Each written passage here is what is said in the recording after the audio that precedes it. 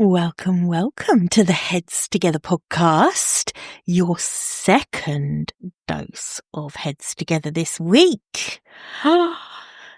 This episode is one of our student spotlights. So these are the episodes where I invite alumni from the Coaching Business Academy to come onto the podcast and really share the insights that they have from their particular coaching niche. The reason I do this is because the caliber of coaches that we have inside the academy is incredibly high, and every single one of them has honed their thought leadership around their topic, around their niche. And so every single coach inside the academy becomes an absolutely ideal person for me to interview on the podcast. Of course, it gives them some visibility too. It's a bit of a win-win, and it's one of my favorite things to do. So this week I am joined by the fabulous Ilona Brannen. Ilona is on a mission to help women in tech break free from the status quo and step into bold and impactful leadership. She's a leadership coach, a speaker, a consultant, and she specialises in guiding ambitious professionals through career transitions. She helps them gain clarity, confidence, and influence in their next big move. Her own career path has not been conventional. Ilona has worked across Japan, the Netherlands, Cuba, Italy, the UK, and Argentina. And she has experienced firsthand what it means to navigate change and embrace uncertainty, all of the things that she now coaches her clients around. And she is really passionate about helping people redefine success for themselves. So that's what we're diving into in this episode, and I'm really excited to introduce you to Ilona. She has so much good stuff to share on this. So without further ado, let's dive into the episode. Welcome to the Heads Together podcast. I'm Jill Mokes, and I am obsessed with cutting through the noise when it comes to growing your business. Each week, via intimate coaching conversations and inspirational stories, I share what it really takes to get the results you want, in a way that feels right to you. I am all about attracting higher ticket opportunities, building authentic relationships, and creating the abundant, full-fat version of your dream business. I mean, how many of us have beavered away creating a light version of what we really want? The thing is, I honestly believe when you're outstanding at what you do, there is no limit to what you can achieve. So, are you ready to put our heads together and make it happen? Let's go.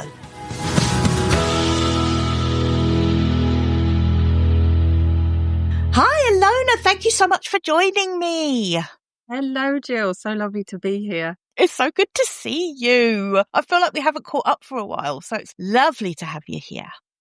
I was very excited because we're recording this quite early in the morning, and I was like, I will only get out of bed this early for certain people, and you're one of them. I feel so honoured. Do you know what? It's so funny because I was looking at it last night and thinking, 8 a.m, what were we thinking? I know. I think it was just because then I knew I could absolutely always attend, no matter what was happening with clients. So, yeah. Exactly. Well, it's so good to have you here. And obviously we know each other well as we have worked together inside the academy. And so I would love for you to just share with those who don't know you as well as I do, a little bit about your story and what your career looks like and your business now looks like, but a little bit about your story and what you do. Oh, yeah. No, thanks, Jill. So my name's Ilona Brannen. So that's how you say that name for anyone sort of reading it going, what? It's Ilona. And it's actually a Hungarian name. I was named after my grandmother. So that's where that's from. I suppose if I start at the end, I am now a leadership development consultant and coach. And the reason I ended up here is because I worked in lots of different places. So I've worked as a teacher, as a diplomat, and as a management consultant. And throughout the whole of that experience, all of those careers, I realised that actually leadership is a key component of any organization and making any sort of difference and change. And so my passion really is getting there to be more fantastic leaders in workplaces so that people can enjoy going to work and actually feel like they're being fulfilled at work rather than feel like they're being pressed and crushed. Because I've seen both sides, right? I'm sure people can imagine working for certain leaders out there in the public sphere, and it would be a nightmare. So we don't want that. We want more positive experiences of working with certain leaders. So that's kind of how I ended up there. And I love it because it's such a big topic, right? It's even difficult sometimes to describe clearly and concisely what leadership is, but it's one of those questions that is like just always percolating in my head. And it's so interesting for me and insightful. So like yesterday, I was really lucky. I got to listen to Professor Linda Grattan, and she is the lady who wrote The 100-Year Life. So she's talking about longevity and about how we're going to need to work longer. And if we're working longer, then we're going to need to think about our careers differently. And so, of course, I'm interested in that because that probably means we're going to have to lead differently. Gosh, what an interesting topic. Yeah. Do you know what? I've never really thought about that. I've never really thought about the impact of the fact that we, as a species, we are living longer. And that impacts everything, doesn't it? It impacts everything in terms of the infrastructure of the world that we're living in. But yeah, we're going to have to find different ways to do things. Right. And technology has had such an impact on the way we work that also impacts the way we lead, because not only do you have to be pretty good like in person, but you also have to be a really good leader digitally. And what does that mean? So these sorts of questions are things that come up with my clients all the time. And obviously with AI, that's fascinating because it's like, well, how do you lead with almost like another coworker that's an artificial intelligence of some description? Mm-hmm. Mm. Is that how you see AI? It's like another coworker. Because I agree with you. I feel like we have to look at it like that, right? Well, you have to think about the way that people are going to use AI in the workplace. Yeah.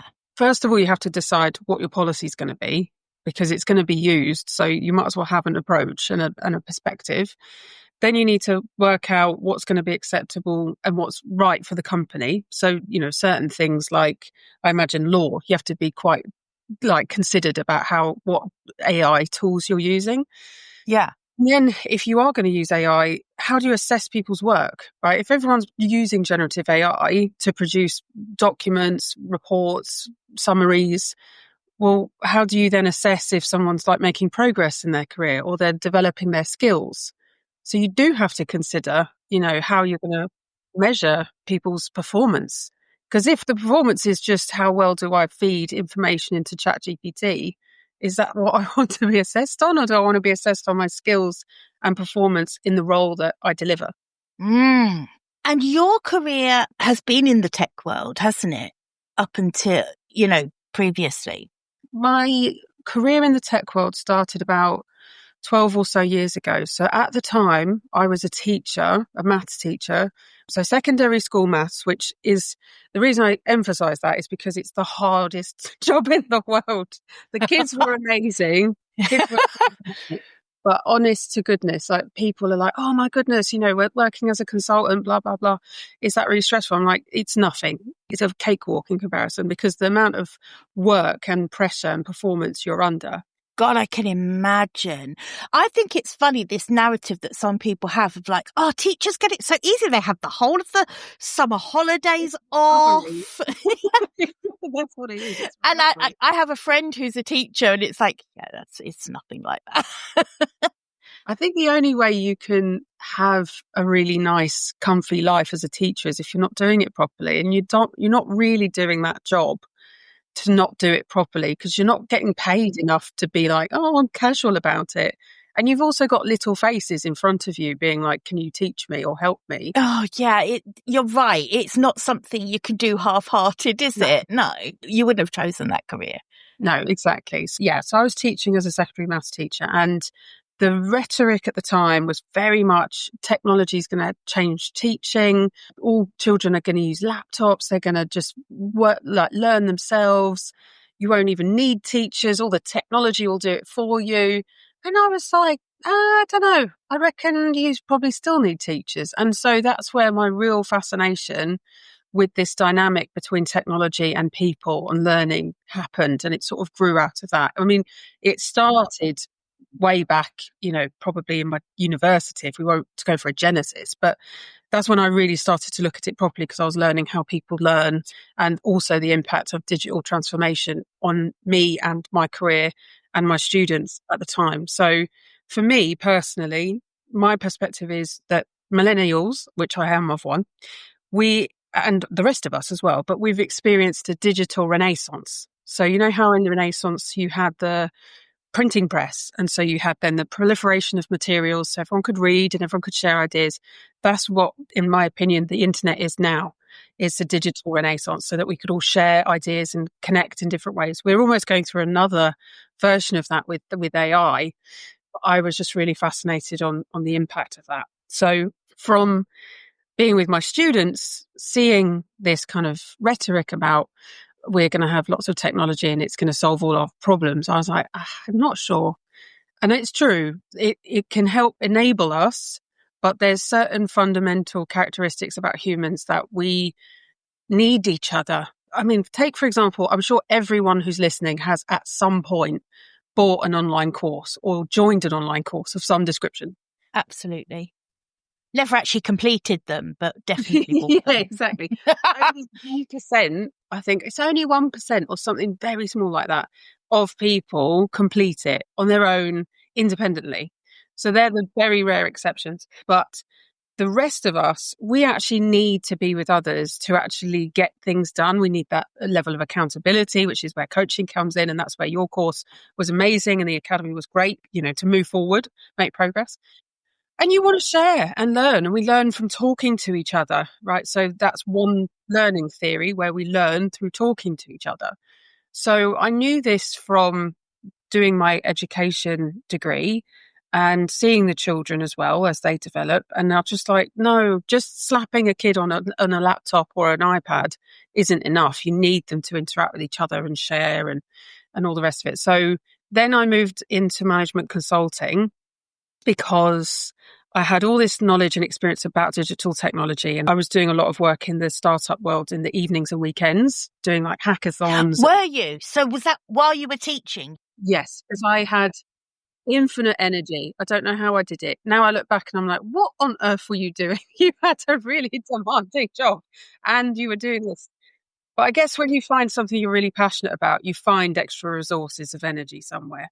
I think that's so true. I can still now, I do get obsessively into things, and it's like my energy is boundless. I have to put boundaries around myself to not start at God knows what o'clock in the morning and then finish really late at night. And then on a Saturday, say to Dave, do you mind if I just do a couple of hours? Because it isn't that I have to. It's that I'm so into it that is all I want to think about and do.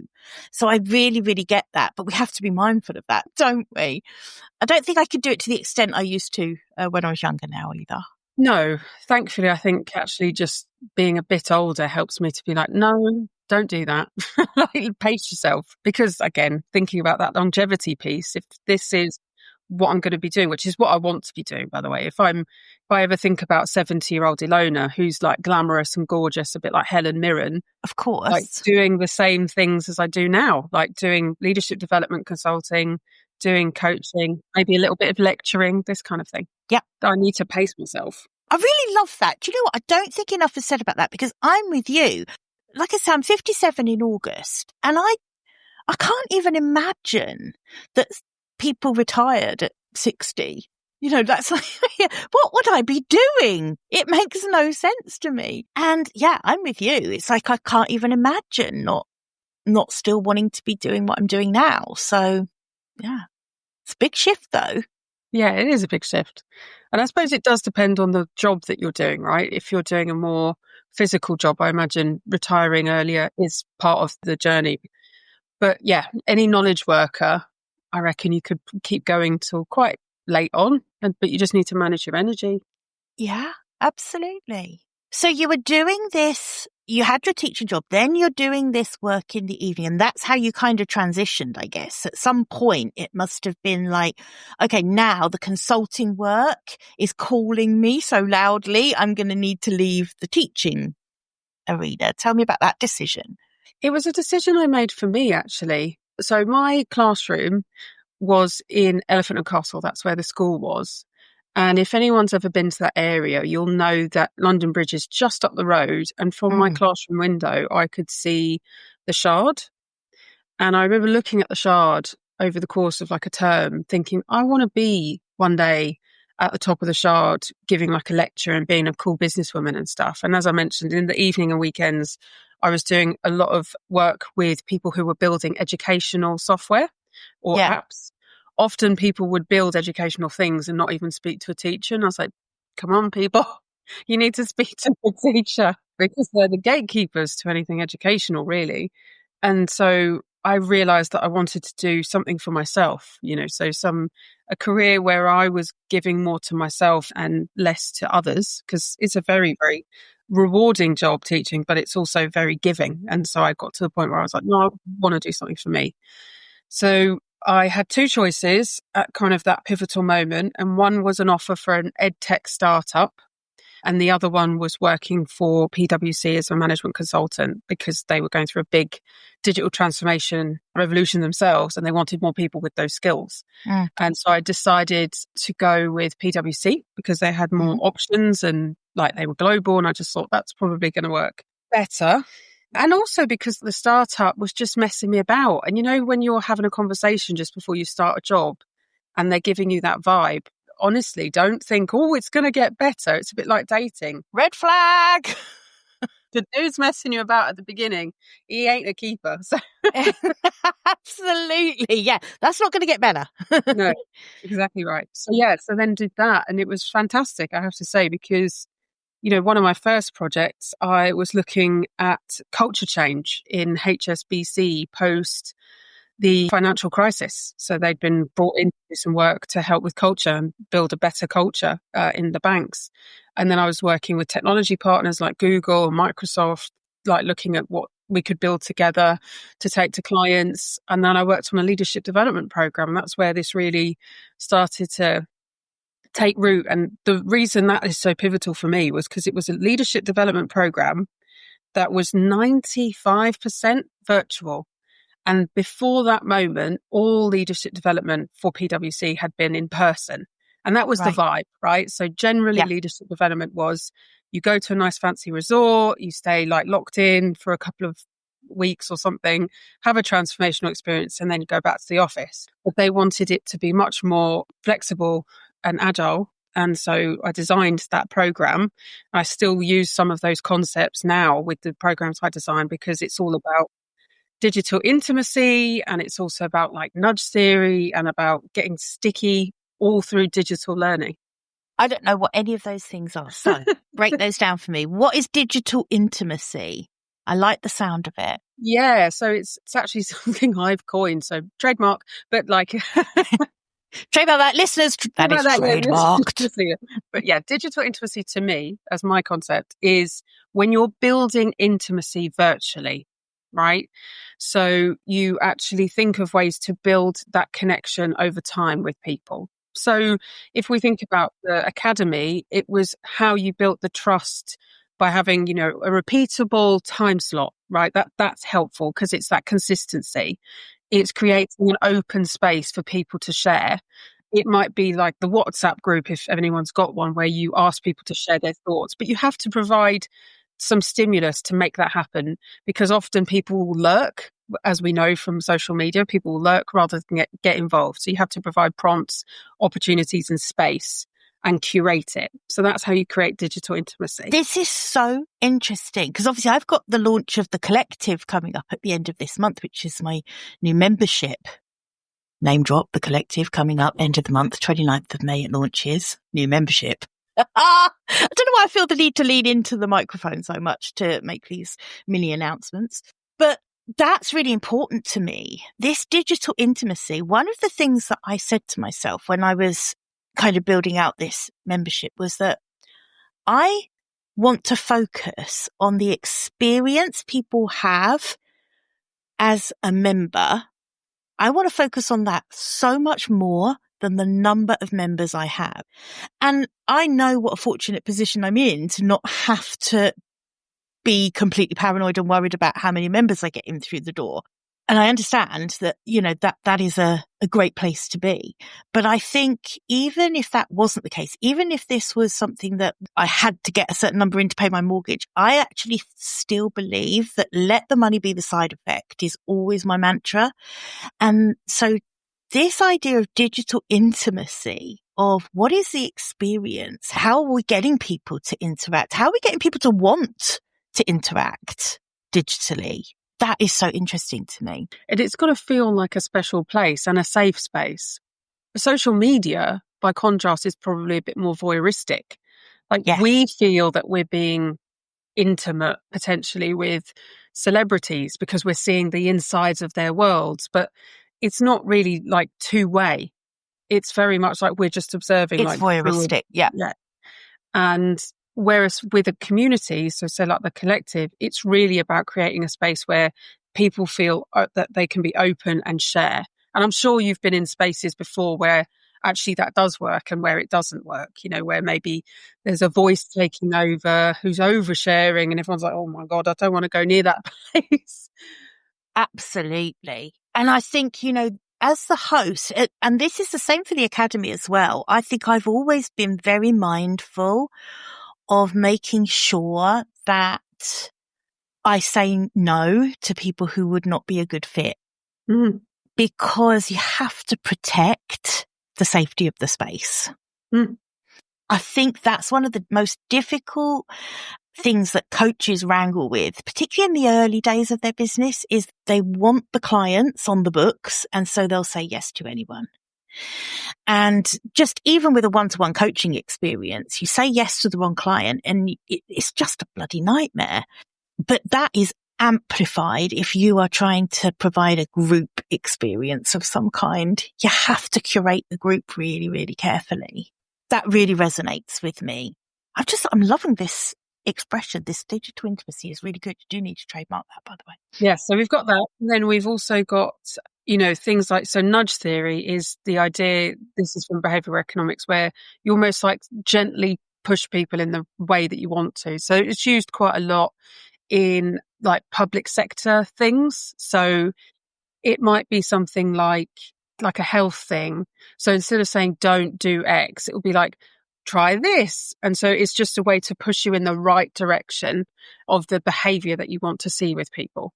It's because it's more to do with like the instructions that you're trying to give. So with digital technology, it might be the way that you're funneling people through a particular piece of software or an experience online to almost get them to do what you want them to do. Yeah, so there's that as well. Interesting. Thank you, because I didn't know either of those terms. So, yeah. And there's others as well, many, many more. But there's a whole section of psychology called cyber psychology. And that was really helpful for me to think about how to design the best experience for these leaders, because leadership development is a lot about soft skills, as you know. It's I hate the term. I'm sure you do too, soft skills, because they're actually really hard to do. They're really hard skills to master or get good at. So I don't know why they're called that. They should be just called mastery skills or something. Exactly. Absolutely right.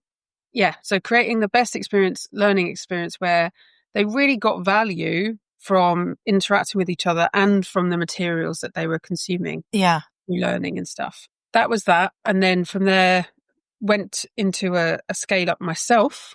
So that was actually a learning experience platform.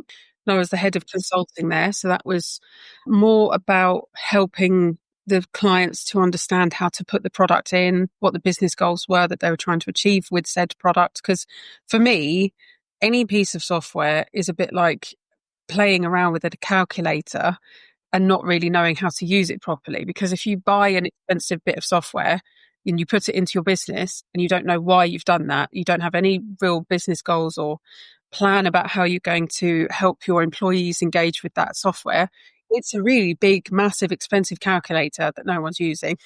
So yeah, and then just kept really being fascinated by leadership, kept seeing it in the scale up, how it was good in some places and bad in others, and just kept looking and seeing the same thing. And I think in scale-ups in particular, so tech companies move at such a pace because of the way that software develops. It's usually quite quick and they've got new releases all the time.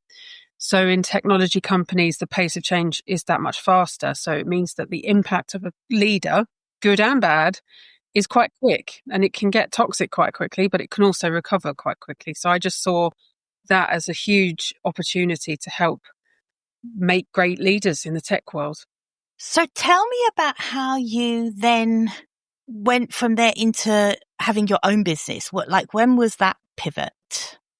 Well, as all good things happen, it was during the pandemic. Yeah. Yeah, it was a funny one because I was at the scale up and I'd worked incredibly hard during the pandemic to make sure we were continuing to win clients and win work. And I just was absolutely worn out because I think I'd carried way too much on my shoulders as a leader. And it was quite common because I had a podcast myself called Still Loading, and it's all about leadership for the digital age. Oh, that's such a great name for a podcast. I love it. Yeah, Still Loading. I know. Came to me in a coffee shop in Clapham. I was like, yes! Yes, that's the name. Anyone who knows me knows how much I wrestle with names for things, which is why now I've decided that I'm only doing what it says on the tin name. So we've got like the Academy, the Collective. It's like no more imaginative names for me because I'm just not good at it and I wrestle with it for so long. It wastes all my time. You can see what it means though, and that I think is great. Like I know what that means, and also I remember it. So when I'm searching for it in my search bar, I'm like, oh yeah, the thing that I'm looking for is the thing I'm looking for. Yeah, exactly. Yeah, so that's cool. So yes, realised that I needed to change because I needed a break. But going back to what I was going to say before, lots of leaders actually suffered from a bit of burnout because the thing with the digital technology, so say like you're being a really good leader, you're being empathetic, you're listening to your people, you're practicing servant leadership, you're there for them, etc. That was obviously a huge demand on leaders in the pandemic. But when it's over Zoom or any other digital virtual conferencing software, you're not getting the same biological feedback from that person. So it's a lot of giving again. And so that's why your energy can get depleted because you're giving on all of these digital platforms and not getting much back in the tank. It's much more depletive. Gosh, that's really interesting. I've never really thought about that before. So it's more tiring or depletive, like you say, if you are giving over a screen because you're not getting the signals of agreement or the signals of validation or the signals that we need in conversation. And you have to work harder, right? You have to think of the right question. You have to maybe analyze the feedback that you're getting a bit more, whereas in person, there'd be so much more that you're getting without having to worry too much. Yeah, it would be so much more natural. Right. Yeah. Okay. That's interesting. Yeah. And so a combo of the two factors of kind of needing a change and being a bit more burnt out, I was like, right, let me try something else. And the something else just didn't work. Give something a go, but hey ho. And I was like, right, well, nothing like the present in a sense. And I was like, why don't you just start the company that you've always wanted to start? It's a pandemic. Okay. But equally, having the impact of the pandemic and the fact that there were lots of people losing their lives just made me think to myself, crack on with it, Ilona, just give it a go. Like you've always wanted to have your own company. You wanted to be like working for yourself. Give it a go. If it doesn't work, fine, but just do it because you're not happy and you need to do something else. So it literally came out from that. It was a kind of do or die scenario. And then 3.5 years later, nearly 4 in July, actually, I will have been doing this for that long. Wow. I mean, I always think it's such a gamble. Starting any business is a gamble, right? 100%. None of us have a crystal ball. And that's what stops so many people from starting a business is that they want the crystal ball. They want to know what the outcome is going to be before they start. So that was a brave move, particularly in the backdrop of the pandemic. But I completely understand that rationale of, people are losing their lives here and life is genuinely fragile and short. So why would you not do the thing that you really want to do? I always say to people when they start a business as well, quite often they'll start, a kind of put the toe in the water and no, building any business is hard. Build the one you actually want, So brave decision. And now almost 4 years later, absolutely flourishing. Tell me about that journey. What has it been like starting a business? Because when we start a business, we don't have any clients. Sometimes we're lucky and we bring one with us to kick us off, which is always nice. But tell me about that journey a little bit, about how you've grown the business over the last 4 years. Yeah, well, for sure, it's related to what you're saying. No one has a crystal ball. Like, in a sense, what I was starting off with was not the business that I'm kind of getting to now. What I've discovered over the last nearly 4 years is you refine and you pivot and you change and you adapt, especially if you're in a service-based business. I think it might be different if, you make a certain product like shoes or a book or something. But as a service-based business, you're paying for my services, which include leadership development, consulting, coaching. But the consulting bit of it could range from strategic narrative, so working with the exec team to help them think about where they're going next and how they're going to deliver that to the rest of their team, to planning, strategic planning, which again is making sure the strategy can be broken down into a plan and then spread across the company, to looking at growth and where do they want to go next. And I always look at that end of the spectrum with consulting. Other consultants obviously look at different parts, but I'm always focused on growth. So it depends what the client wants. So last year I had a real big deep dive into my business, and I just really looked at what is it that I deliver that's like super high value, where I know that client walked away being like, she's amazing. Yeah. And what did I love? What did I absolutely love doing that felt like I was coming from, my superpower space? And so when I combined that, I then realized that actually the value I provide that's unquestionable and super fun to do is this leadership development stuff, working with the leaders, working with the teams to make them perform better as a team.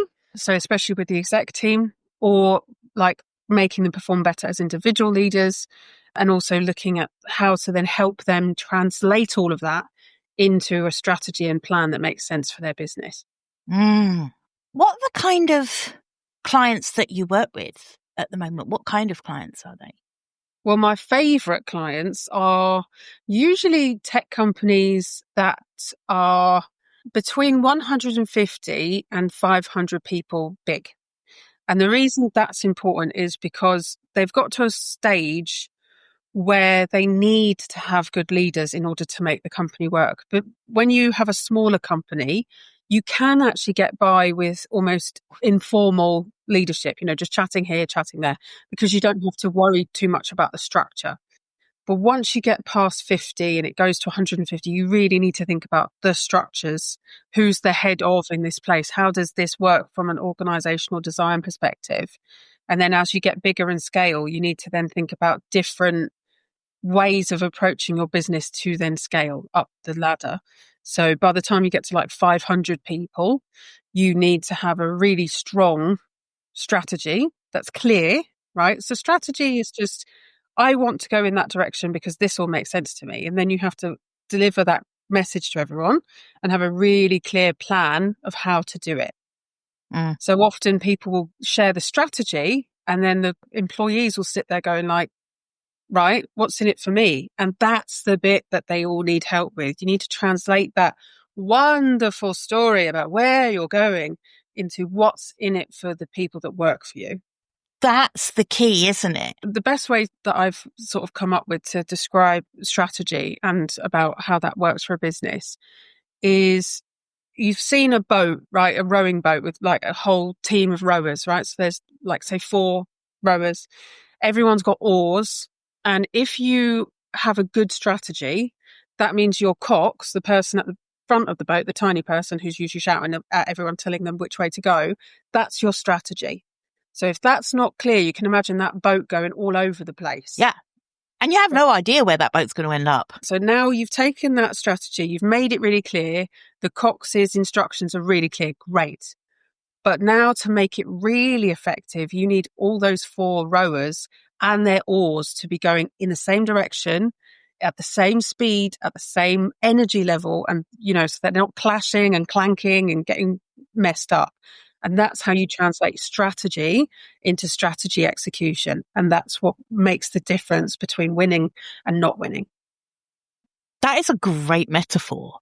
That's a really good metaphor. Love it.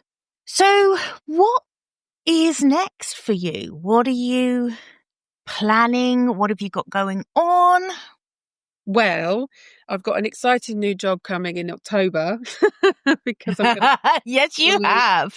I've got my baby coming, so I think there'll be quite a demanding boss for a while. Yeah. But alongside that, I'm definitely going to be doing my best to help women in technology with coaching. So that's definitely something I'll still continue to do whilst I sort of almost scale back the business a little bit while I take this time to be with my new boss. But I'll still be continuing to help women in technology. So I've got a retreat that I'm doing with a women in product group in June.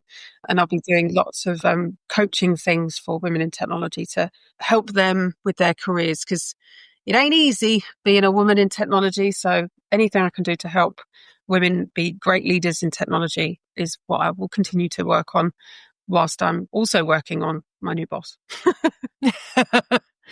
I love that, because I think that resonates with me. When I started the academy, it was very much about, I've done this. It's not been easy. I made loads of mistakes, but now I kind of have nailed it. I can help other people now do it.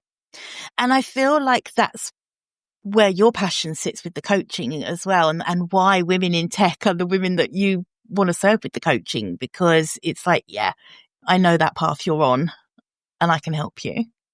Yeah. I think for me as well, like, it was great to listen to the Professor Linda Grattan yesterday, because it reminded me of something I intuitively knew, which is no one really can tell you what to do with your career, right? It really is up to you. You're the decision maker. And often the advice that you get from people is what they would do. It doesn't mean it's the right thing for you.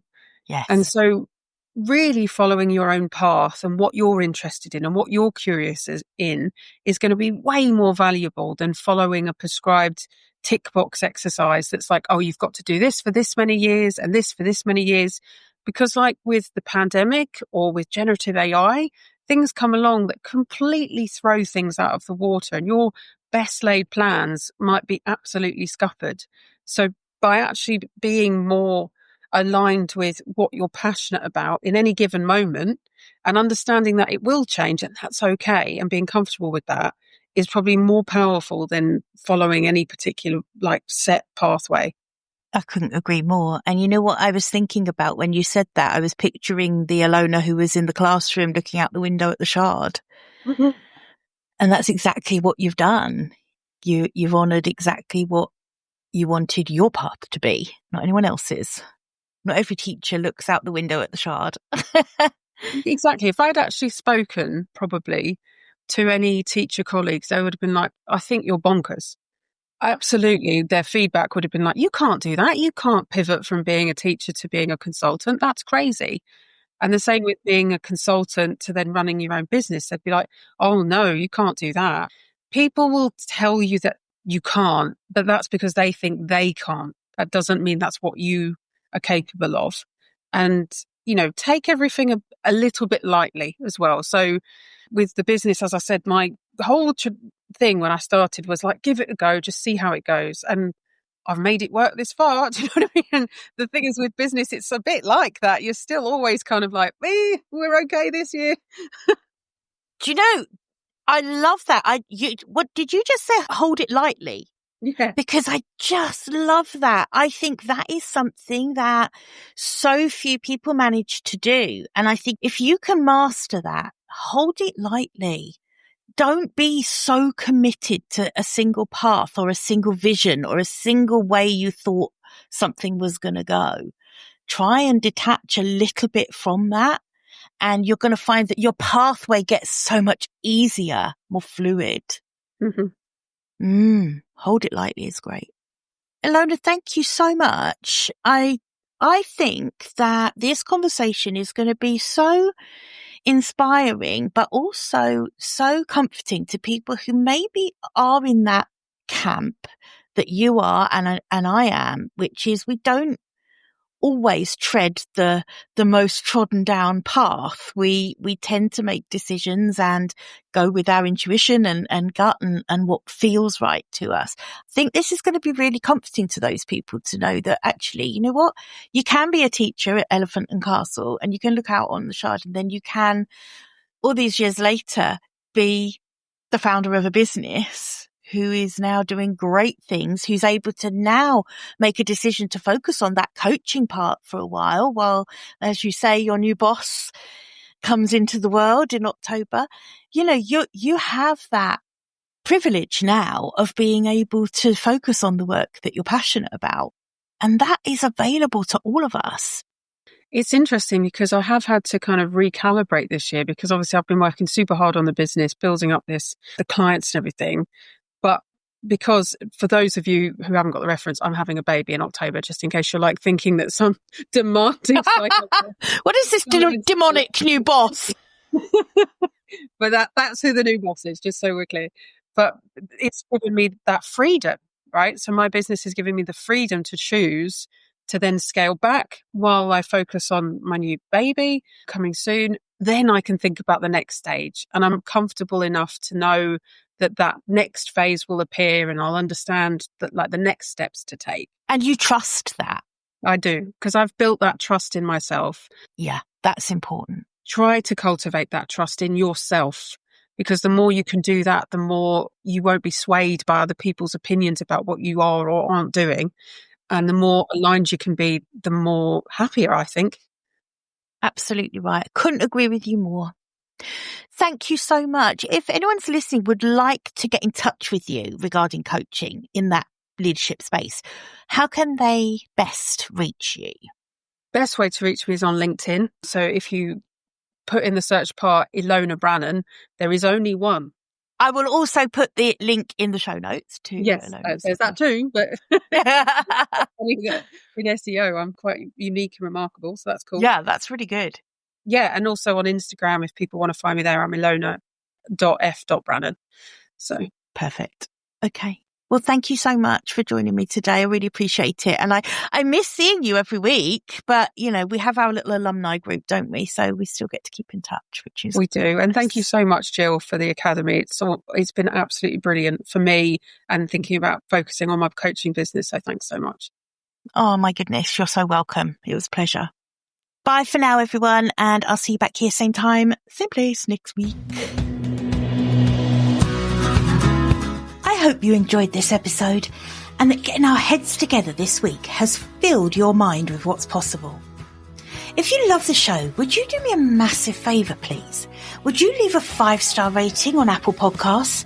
It would really help me put more heads together, reach more ears and expand more minds. Until next week, bye for now.